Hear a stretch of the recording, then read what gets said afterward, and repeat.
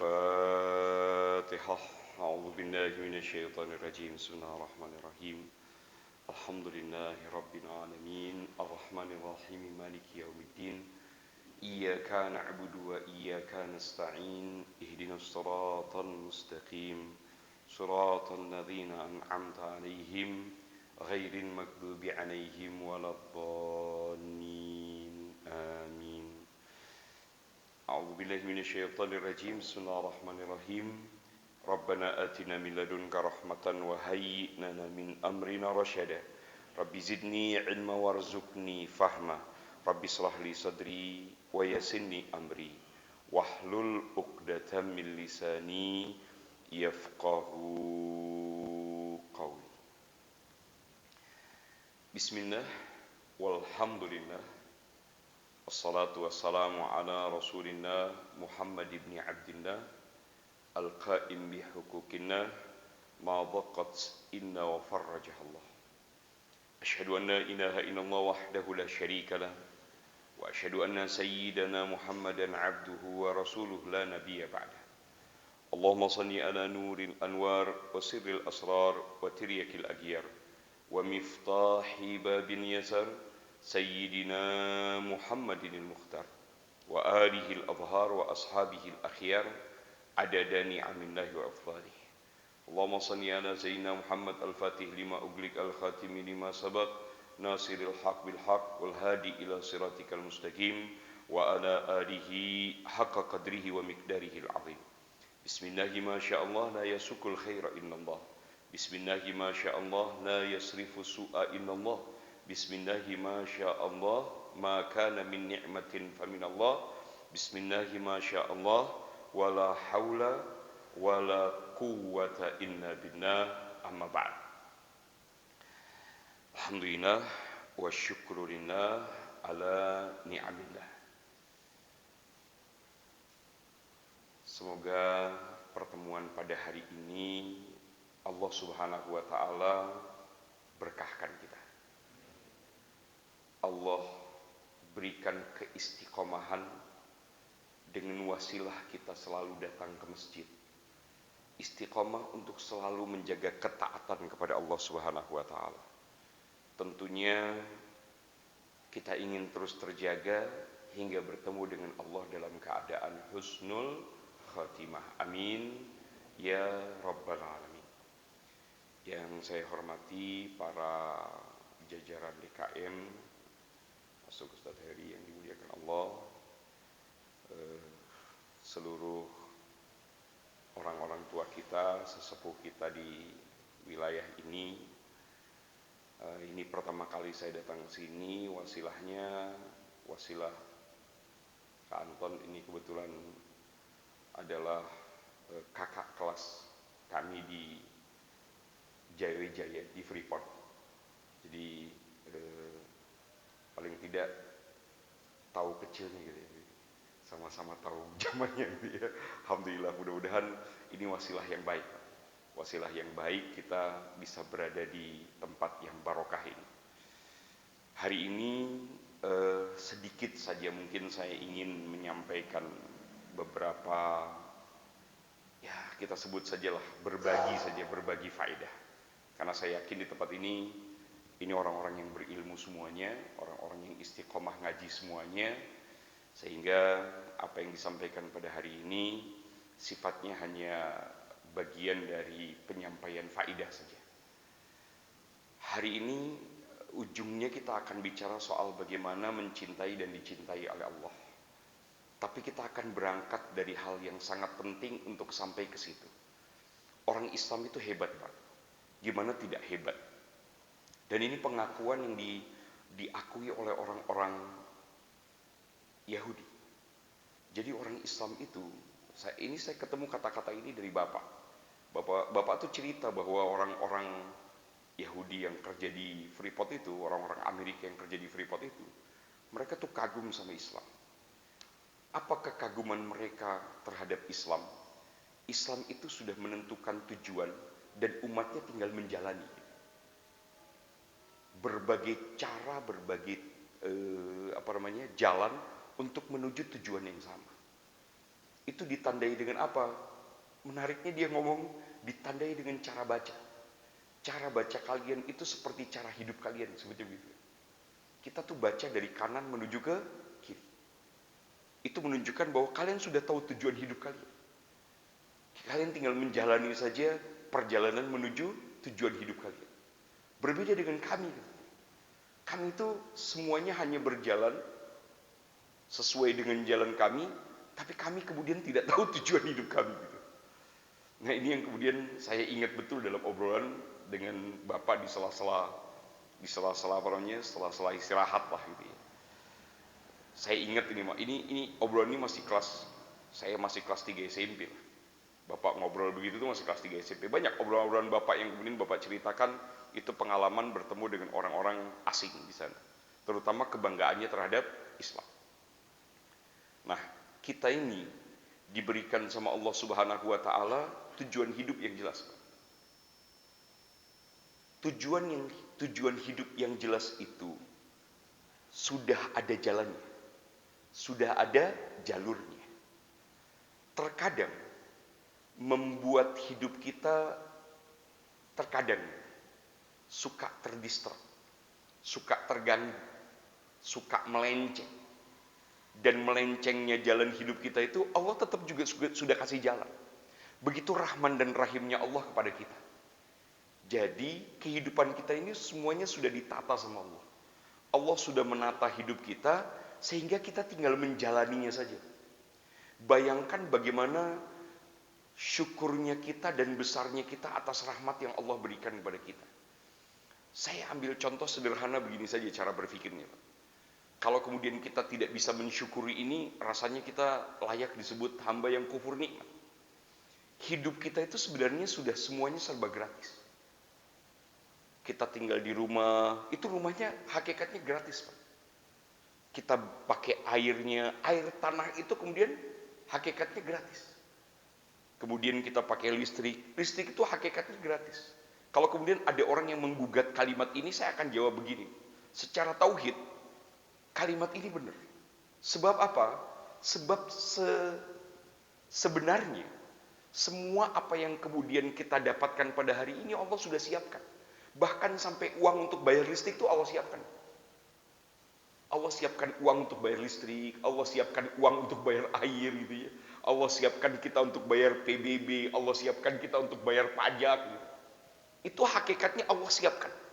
Lewat jalan yang terserah. Itu cara Allah kemudian memberikannya kepada kita. Tapi yang jelas semua proses itu sampai kepada kita itu sekali lagi secara tauhid bapak-bapak harus meyakininya itu semuanya adalah merupakan hak Allah. Itu merupakan rencana Allah.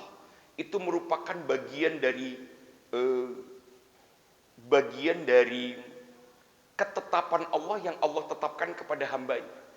Dan kemudian singkirkan di kepala kita hal-hal yang menjadi penyebabnya. Dengan kata lain, kita tetap disuruh berjalan pada sebab, tapi jangan lupa bahwa kehidupan kita sebenarnya pada hakikatnya sudah diajar oleh Allah Subhanahu wa taala, dituntun oleh Allah Subhanahu wa taala. Dan ini dilatih betul oleh bapak-bapak sekalian. Saya ambil contoh sederhana begini, Pak, berpikirnya. Ketika kemudian kita melihat, dan ini kita alami sendiri dan kita melihat sendiri dengan mata kepala. Saya bertemu dengan orang lulusan SMP tapi kaya raya. Kaya, Pak, luar biasa. Di saat yang lain, saya ngisi di satu kompleks di Bogor. Itu profesor doktor di bidang ekonomi. Beliau tuh ahli di bidang ekonomi syariah. Tapi kehidupannya biasa-biasa aja. Artinya, kekayaan yang Allah berikan kepada orang yang lulus SMP ini bukan karena dia hebat ekonomi, karena memang Allah yang ngasih aja gitu. Jadi kalau kemudian kekayaan didapat karena usaha hebat kita, itu salah, Pak. Itu salah secara tauhid, Pak. Itu digugat betul secara tauhid. Allah itu memberikan kekayaannya terserah Allah. Allah memberikan kepada siapa saja itu terserah Allah. Sekali lagi dengan kata lain, kita sedang dilatih oleh Allah untuk hidup itu sudahlah fokus saja sama bagaimana Allah nuntun kita. Sampai hal-hal yang sifatnya dhanniyah itu hal-hal yang belum terjadi, itu nggak usah kita pikirin. Makanya aneh kalau ada orang-orang zaman sekarang itu, ibu-ibu kan mungkin paham betul ya, anak-anak Gen Z zaman sekarang itu insecure gitu ya. Ngobrolnya tuh, aduh saya insecure, aduh saya khawatir tentang masa depan. Masa depan tidak usah dikhawatirkan, karena masa depan itu sifatnya zoniyah, belum tentu terjadi. Makanya saya kagum betul sama anak-anak Palestina ketika ditanya kalimat begini, kamu tuh cita-cita kamu apa? Rasanya kami tidak punya cita-cita, kami itu hanya betul-betul menghargai hidup yang Allah berikan pada hari ini. Dan saya tidak tahu betul kapan Allah manggil kami. Itu kalimat itu artinya tauhid itu anak kecil hebat banget itu. Anak kecil Pak ngomong begitu. Loh, kita tuh belum tentu ngomong kayak begitu. Kita tuh masih terlalu banyak rencana di masa yang akan datang, bahkan menganggapnya bakal sampai gitu. Bahkan pakai kalimat pasti lagi. Pasti, nggak pakai insya Allah lagi. Pasti kita gapai. Pasti aja gitu. Padahal segala sesuatu yang zonnya itu tidak ada yang pasti. Segala sesuatu yang belum terjadi itu tidak ada yang pasti. Nah, semua distraksi ini, semua gangguan-gangguan pikiran ini yang kemudian membuat lunturnya hubungan tauhid kita sama Allah, itu harus diperbaiki setiap saat. Bagaimana cara memperbaikinya? Jawabannya, Allah itu sudah kasih sama kita cara, metode. Apa itu? Kalimat satu, taubat. Jadi tujuan cinta dan dicintai itu adalah menjaga hubungan baik dengan Allah. Rapih betul. Bapak-bapak, ibu-ibu bisa nggak 24 jam kemudian cerita tentang saya pengen ibadah 24 jam tanpa henti? Bisa? Nggak ada yang nggak mungkin, bisa. Karena kalimatnya gini, Pak. Apakah kemudian yang disebut ibadah itu hanya sholat? Tidak. Apakah yang disebut ibadah itu adalah saya kemudian baca Quran dan kemudian nikmat baca Quran? Tidak. Apakah ibadah itu hanya sholat sunnah? Tidak. Bapak-bapak duduk, ibu-ibu duduk, kan biasanya kalau sudah mulai sudah sepuh itu banyak istirahat. Duduk gitu ya di sofa, habis duha gitu ya, terus tidur. Itu tuh ibadah, Pak. Jika kemudian dihadirkan sebagai ibadah. Di dalam renungan duduknya ibu itu kemudian nginget, ya Allah gitu ya. Anak-anak teh sudah gede-gede. Rumah ini sekarang teh sudah tinggal berdua. Dulu teh anak-anak masih lari-lari di rumah ini. Kalimat itu tuh kalimat ibadah. Terus kemudian akhirnya ingat sama Allah, berzikir, ya Allah, ya Allah. Fabi ayyi ala'i rabbikum atukadziban. Begitu nikmatnya Allah memberikan kepada diri ini tanpa batas gitu ya. Dan banyak sekali nikmat yang belum disyukuri. Allah ya Rabb. Capek mikir gitu terus tidur. Itu tuh ibadah, Pak itu. Sehingga kemudian bisa 24 jam hidup kita tuh ibadah. Bapak-bapak tuh kumpul-kumpul. Saya kadang-kadang suka datang tamu itu ngobrol-ngobrol di rumah itu kadang-kadang tuh sampai jadi ba'da asar baru selesai ngobrol tuh jam ba'da isya gitu. Ba'da asar kita ngobrol, ya ngopi aja Pak, ngopi aja di rumah. Ngopi terus ngobrol panjang lebar. Dan ngobrol itu ya ngobrol-ngobrol hal-hal yang ringan aja. Maghrib kemudian kita sholat maghrib, zikir, beres zikir kita ngobrol lagi, ba'da isya kemudian selesai isya azan kita sholat selesai gitu pulang. Ya gitu aja gitu, ngobrol-ngobrol dengan para ya jamaah di rumah, ngopi aja. Tapi obrolan itu kemudian bisa jadi ibadah. Kenapa? Karena setelah itu, satu, kita bukan sedang menjalin silaturahim saja, tapi bahagia, kita senang dengan pertemuan itu. Ada ada bagian tambahan nutrisi dalam diri. Karena saya bisa membahagiakan orang lain, dia juga kemudian bisa membahagiakan saya. Dan itu yang kemudian disebut dengan ibadah. Saya sebut di berbagai majelis kalimat yang itu. Bahwa sampai pun kemudian tidur, Pak tidur, ibu-ibu tidur, itu ibadah. Bahkan itu ibadah orang akhir zaman. Karena dengan Bapak tidur, itu menghindari sekian banyak maksiat yang dilakukan. Menghindari maksiat itu artinya ibadah. Sehingga 24 jam kita bisa melakukan ibadah. Jadi bukan hanya ibadah itu duduk di masjid berlama-lama, tidak. Ketemu sama orang, ngobrol, seneng, bahagia, itu ibadah. Nah, di sela-sela itu selalu ada hal-hal yang melenceng. Maka harus kita bersihkan dengan tobat. Sini sebut kalimat. Ayyuhal abdu utlubi taubata minallah fi kulli waqtin fa innallaha ta'ala qad nadabaka ilaiha. Wahai hamba, mintalah kepada Allah. Kalau udah kalimat wahai hamba itu kalimat kecintaan.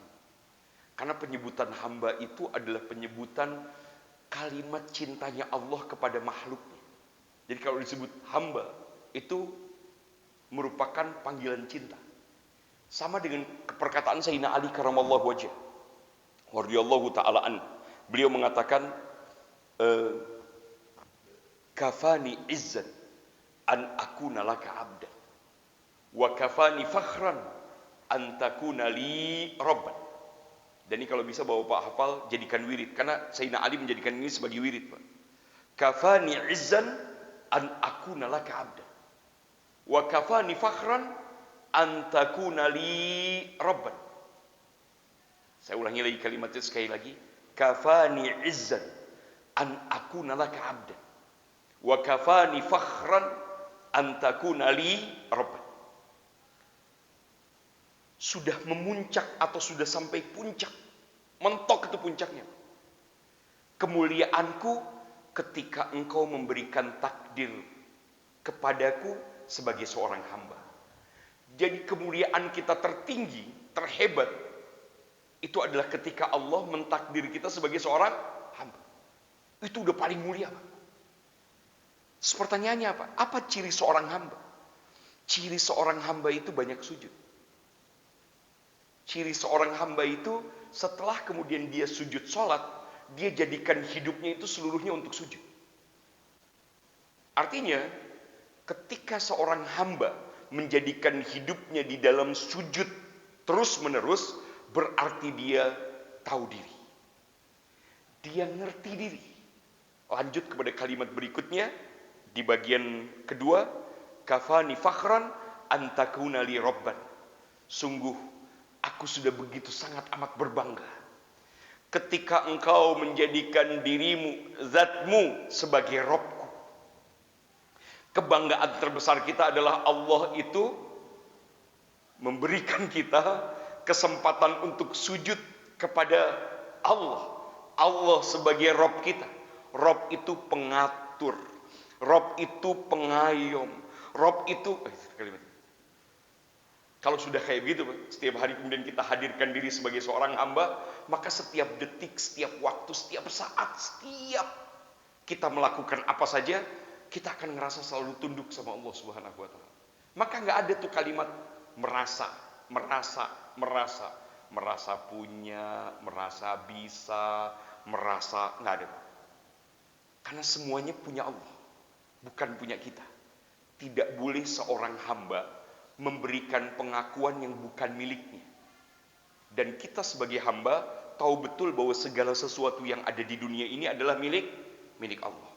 Karena semuanya milik Allah, maka tidak ada satupun bagian dari milik Allah tadi kita akui sebagai milik kita. Kita lanjut kalimat berikutnya. Utlubi taubat. Jadikan taubat itu sebagai tuntutan hidup kita. Tentunya tobat kepada Allah. Fi kulli waqtin, di setiap waktu. Fa innallaha ta'ala qad nadabaka ilaiha. Sebab Allah Subhanahu wa ta'ala telah menganjurkan itu untuk kita. Apa kata Allah? Allah mengatakan tubu ilallahi jami'an ayyuhal mu'minun la'allakum tuflihun. Surat An-Nur ayat 31. Wa tubu ilallah, dan tobatlah kalian, kembalilah kalian kepada Allah. Jami'an, kalian semua. Ayyuhal mu'minun, wahai orang-orang yang beriman. La'allakum tuflihun, supaya kamu menjadi hamba-hamba yang beruntung. Allah itu mencintai orang-orang yang tobat sebagaimana disebutkan dalam surat Al-Baqarah ayat 222. Innallaha yuhibbut tawwabin wa yuhibbul mutatahhirin. Allah menyukai, mencintai, menyenangi orang-orang yang terus datang kepadanya, terus ingin kembali kepadanya, terus berharap hanya untuknya, bertobat kepada Allah, datang sama Allah, dan Allah menyukai orang-orang yang selalu mensucikan dirinya. Apa kata Nabi? Nabi mengatakan, inni la yughanu ala qalbi wa inni la astaghfirullah fil yaumi sab'ina marrah. Sesungguhnya kata Nabi, aku dipastikan diliputi awan gelap. Kalimat ini tuh kalimat Nabi SAW tawadu, Pak. Jadi nggak boleh kemudian kita artikan, Nabi itu diliputi hidupnya dengan awan gelap. Enggak boleh begitu. Kalimat itu tuh kalimat yang tawaduan bagi Nabi. Nabi itu lagi ngajar umat untuk melakukan apa yang kemudian Nabi ajarkan. Tapi Nabi kemudian memulainya dengan sikap tawadu. Sampai kemudian Nabi mengatakan, wa inni la astaghfirullah fil yaumi sab'ina marrah.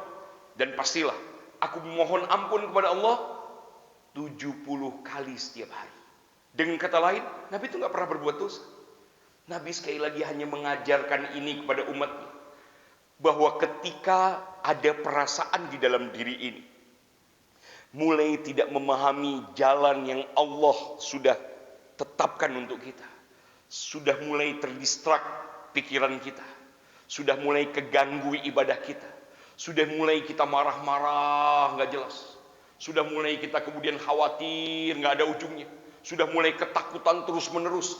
Aduh ya kumahanya, aduh ya kok. Itu hati-hati betul dengan kondisi itu. Dan itu sekaligus jadi isyarat yang Allah kemudian ciptakan untuk memberikan kepada kita.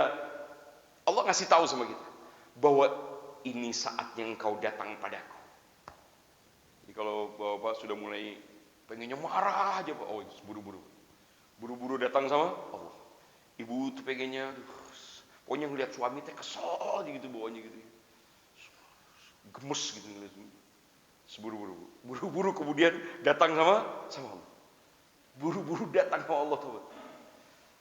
Makanya nggak ada begini, Pak. Tidak pernah Allah menginginkan kita tuh kacau. Allah tuh nggak pernah menginginkan kita tuh hidup dalam keadaan susah, nggak nyaman. Itu nggak mungkin. Sebab ketika Allah kemudian menetapkan keimanan dalam diri ini, Allah pastikan kita selalu bahagia. Jadi kalau kita orang beriman tidak bahagia, itu masalah. Itu masalah. Masalah terbesar kita adalah kita tidak menemukan bahagia dengan keimanan kita. Dan sekali lagi, kebahagiaan itu tidak bisa diterjemahkan pakai kata. Pokoknya nikmat aja. Ibu-ibu saya yakin bahwa pasti bisa membedakan duduk di mall mana itu? Mall IPB itu apa? Botani di hari Ahad lagi crowded gitu ya, duduk aja. Ibu duduk ngeliatin orang lewat gitu ya. Nggak ngapa-ngapain, cuma duduk aja, duduk ngeliatin orang lewat. Pusing. Dengan duduk di masjid beberapa saat. Nikmatnya di masjid beberapa saat itu jauh lebih hebat dengan berjam-jam duduk di mall. Dan ketika hati itu sudah bisa merasakan nikmat dengan kondisi tadi dan bisa membedakannya, itu tujuan Allah menciptakan kita. Itu tujuan utama Allah menjadikan iman sebagai hal yang mahal dalam hidup kita.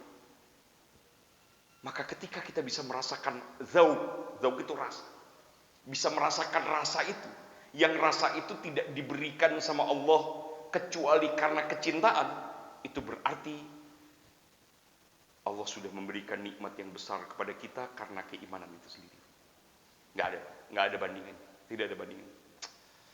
Ada orang tuh ngerasa nikmat makan nasi panas, pakai jambal,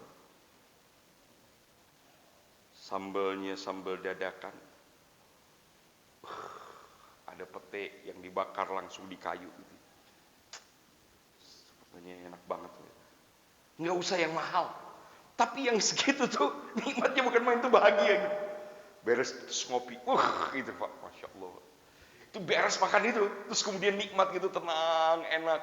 Itu tuh kenikmatan yang betul-betul luar biasa. Karena gini, saya pernah bahas hal ini di berbagai majelis. Jangan sampai kita menjadi orang yang kufur nikmat. Saya ambil contoh begini, dan ini saya ceritakan betul di berbagai majelis. Saya tuh kesukaannya tuh karedok. Jadi kalau ditanya makanan saya yang paling saya suka tuh karedok. Karedok tuh makanan paling nikmat sedunia menurut saya gitu ya. Karedok tuh makanan yang paling nikmat sedunia. Luar biasa gitu. Terus kemudian saya tuh sudah lama nggak makan karedok. Akhirnya saya kemudian merencanakan lah untuk beli karedok di tempat langganan. Nin yang biasa bikin karedok, yang karedoknya tuh kayak buatan ibu saya. Terus bikin rencana lah, saya sudah tentukan tanggal.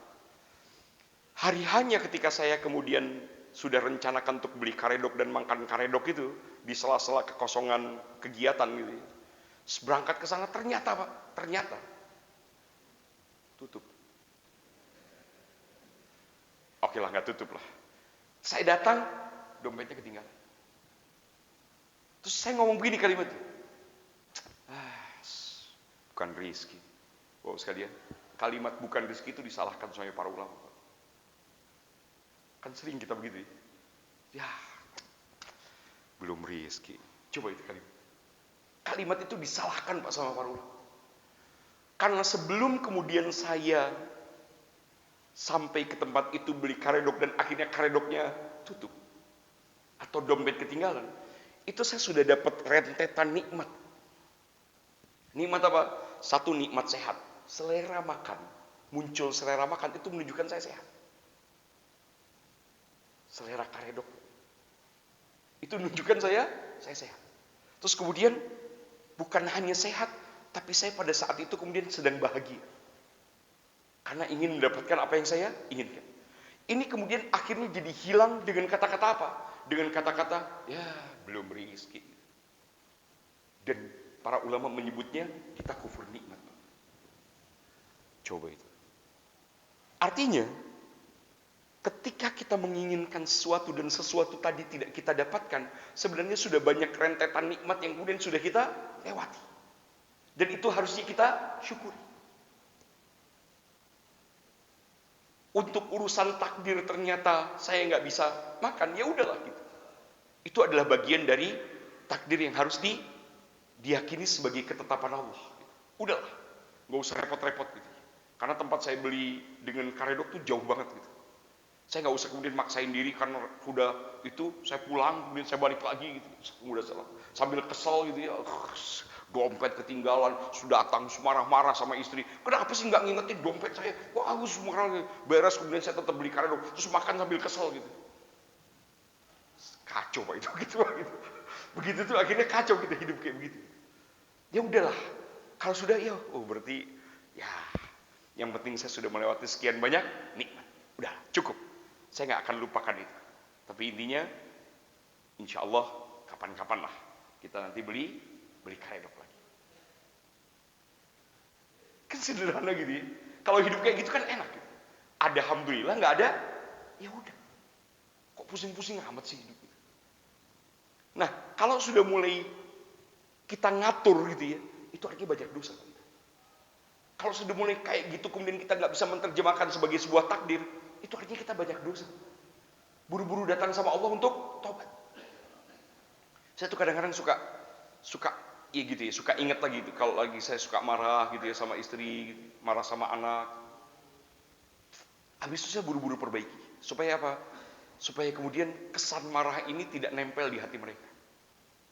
Ya udahlah, saya marah-marah biasa-biasa saja. Habis itu saya ajak makan, saya ajak jalan. Supaya apa? Supaya kesan marah itu tidak jadi terjemahan yang nempel di hati mereka. Karena kalau kemudian nempel di hati mereka, mungkin kemudian mereka pada saat sholat masih keinget marahnya saya. Ngeganggu sholat mereka.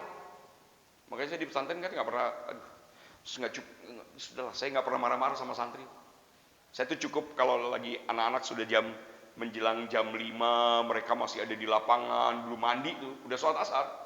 Tapi belum mandi tuh masih main, pakai anduk, pakai sarung gitu ya, main basket gitu ya, sambil nunggu kamar mandi gitu. Saya mah cuma lihat aja, lihat gitu dari jauh. Bubar gitu.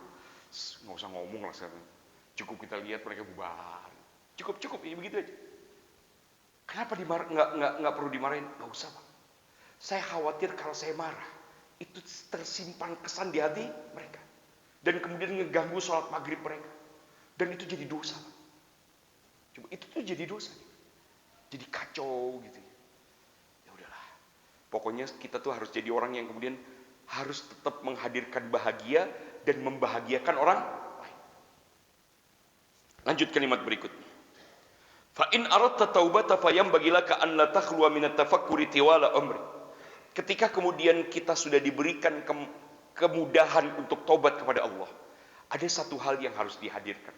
Apa itu? Hadirkan rasa syukur. Syukur apa? Syukur Allah sudah memberikan kesempatan untuk taubat di hari ini. Fatafakkar fima sana'ta fi nahari. Berfikirlah, renungilah apa yang sudah terlewatkan di hari yang kita lewati. Fa in wajadta ta'atan fashkurillah 'alaiha. Ketika kemudian kita merasa bahwa kita sudah melewati sekian banyak kebaikan, maka bersyukurlah kepada Allah Subhanahu wa taala. Fa in wajadta ma'siyatan aidih. Ketika kemudian kita merasa bahwa ada maksiat yang kita lewati, fa wabih nafsak, maka wabih nafsak. Ini kalimat penting, Pak. Kalimat taubih. Taubih itu kalimat merendahkan diri, ngerasa bahwa diri rendah di hadapan Allah, itu namanya taubih. Dan kalau bapak-bapak, ibu-ibu buka di kitab-kitab, di banyak kitab lah, itu tertulis. Salah satu makna dari hisab di akhirat itu adalah taubih. Hisab itu maknanya adalah taubih. Jadi kita dihisab sama Allah itu ditaubih sama Allah. Makanya kalau ibu-ibu, bapak-bapak di dunia ini udah sering taubih, sudah sering merasa, ya Allah, diri ini nggak ada apa-apanya di hadapanmu, ya Allah, saya ini bukan orang baik, ya Allah, yang saya sekarang sedang berusaha jadi baik, tolong ya Allah gitu ya. Kalimat itu namanya kalimat taubih. Ketika kita sudah melakukan hal itu, sering melakukan hal itu, maka hisab kita akan ringan. Hisab kita akan ringan. Jadi di taubih itu artinya diingetin sama Allah. Dulu waktu di dunia kamu ingat nggak kesalahan diri? Dulu waktu di dunia kamu ingat nggak kalau kamu tuh merasa? Kalimat itu kalimat yang muncul pada saat dihisab oleh Allah. Makanya kan ngaji ini bagian dari taubih, Pak. Ngaji ini bagian dari taubih. Semakin sering kita kayak begini, semakin ringan hisab kita di hadapan Allah Subhanahu wa taala. Nikmat, Pak, nikmat. Kalau duduk kayak begitu nikmat. Wabih nafsak, maka kecamlah diri. Wastaghfirillah wa tub ilaih. Mohon ampun kepada Allah dan bertobat kembali kepadanya. Minta ampun kepadanya. Beratnya hidup itu karena dosa. Kacaunya hidup itu karena dosa. Salahnya berpikir kita karena dosa. Kelirunya kita memutuskan perkara, masalah, mengambil keputusan untuk melakukan ini dan itu, salah, itu karena dosa. Maka kita kemudian coba selamatkan diri kita dari semua kesalahan tadi. Efek kesalahan tadi kan, Sayyidina Hasan Al-Basri kan didatangi sama banyak orang. Pertanyaannya beda-beda. Tapi nasihatnya cuma jawabannya satu. Udah minta ampun aja sama Allah. Udah istighfar aja lah. Istighfar, saya ini keluarga saya, Masya Allah, anak-anak saya nggak nurut sama, ya istighfar aja yang banyak. Ini kami ini sudah bertahun-tahun menikah, kemudian belum dikarunia anak, istighfar aja yang banyak. Loh, kami ini semua nasihatnya sama, satu Pak, istighfar. Karena tertahannya karunia itu karena dosa. Tertahannya karunia karena dosa. Fa innahu la majlisa ma Allah anfa'laka min majlisi taubih fihi nafsak. Tidak ada majlis, tidak ada tempat berinteraksi, waktu, saat bersama dengan Allah yang lebih bermanfaat dari kita mentaubih diri kita, mengecam diri kita di hadapan Allah Subhanahu wa taala. Fala taubihha wa anta dhahikun farihun. Saat kita sedang mengecam diri kita, saat kita berhadapan dengan Allah dengan semua kekurangan kita, jangan sambil main-main. Jangan sambil main-main. Jangan sambil tertawa gitu. Tapi fawabiha wa anta mujiddun shadiqun.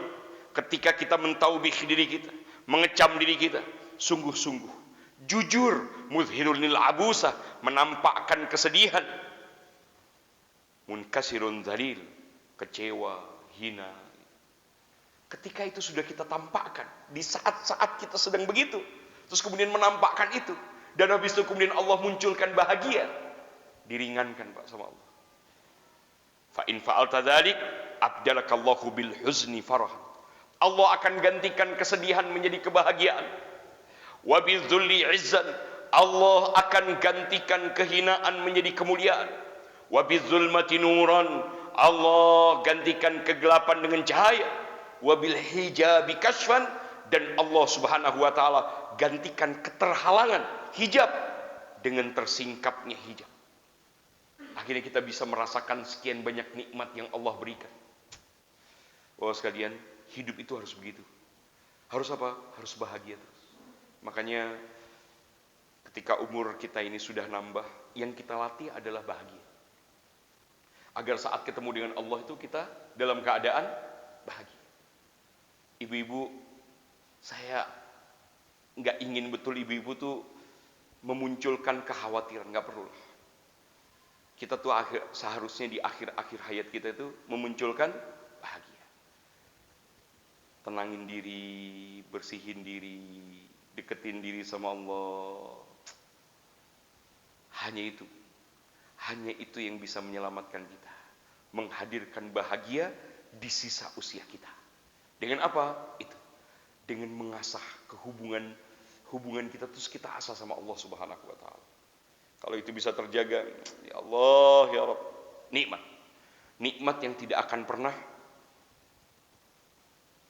digantikan atau bisa digantikan dengan apapun. Jamaah yang dimuliakan Allah Subhanahu wa taala,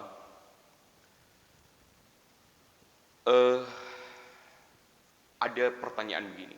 Ini pertanyaan yang sebenarnya mudah kita jawab. Tapi waktunya sampai jam berapa ini? 19.02. Isya. 19.02 ya. Berapa menit lagi? 10 menit lagi. Oke. Saya bagian di ujung saja lagi. Saya bagian di ujung gitu ya. Bagian di ujung saja. Biar kemudian ini menjadi kesimpulan obrolan kita pada hari ini.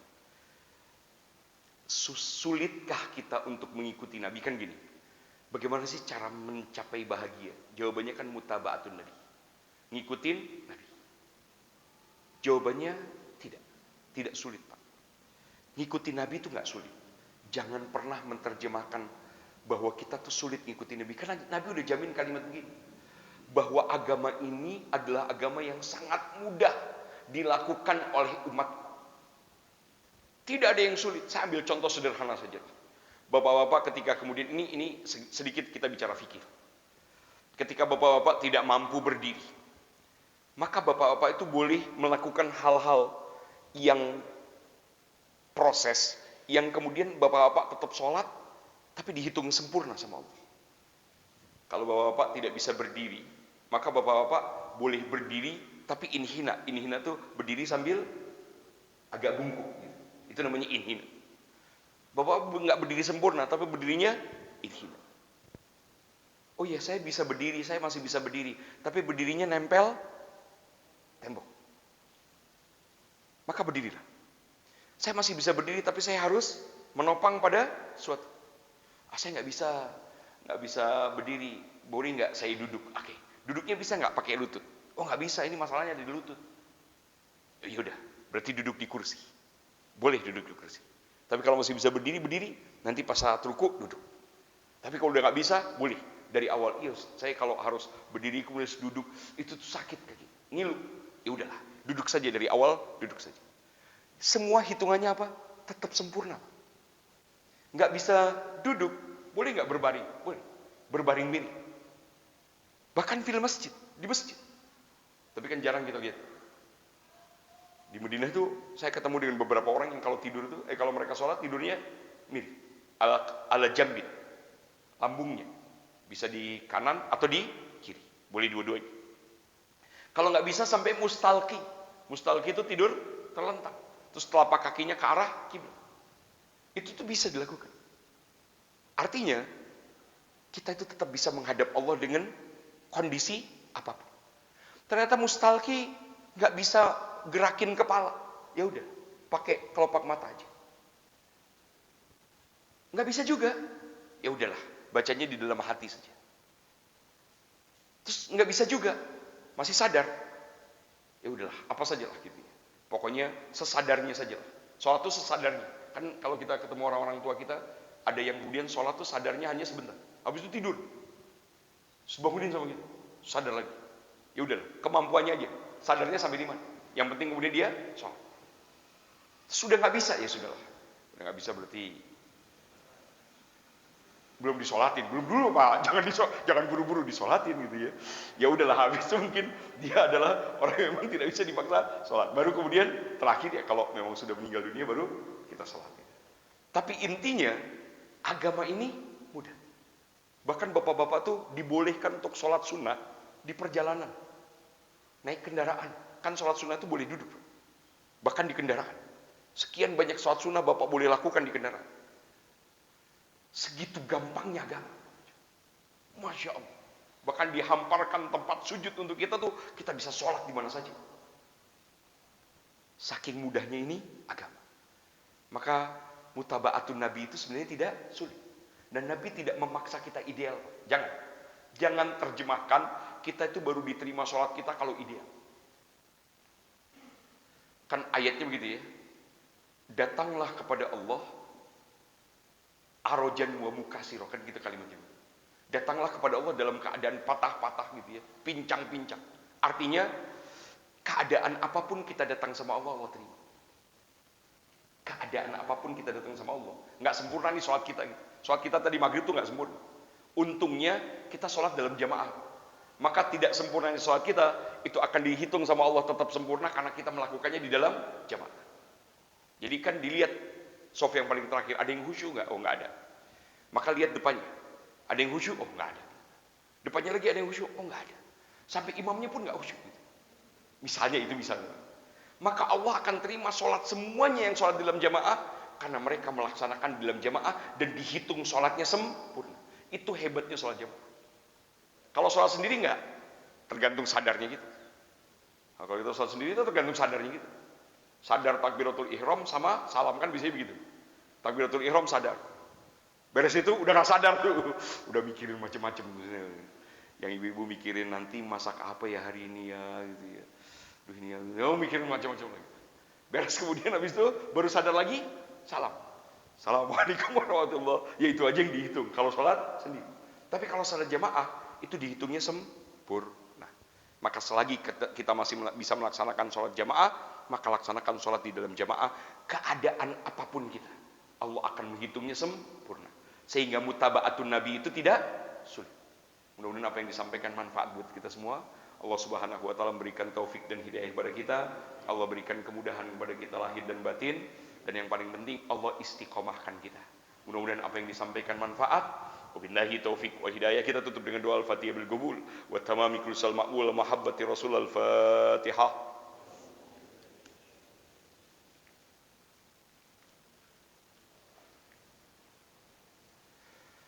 Allahumma salli ala sayyidina Muhammadin wa alihi wa sahbihi ajma'in. Allahumma bi barakatil Fatihah wa bi mu'jizatil Fatihah wa bi karamatil Fatihah an taftaha lana bi kulli khair wa an tajma'a lana min ahli al-khair wa an tu'minana ya maulana mu'amarataka li ahli al-khair.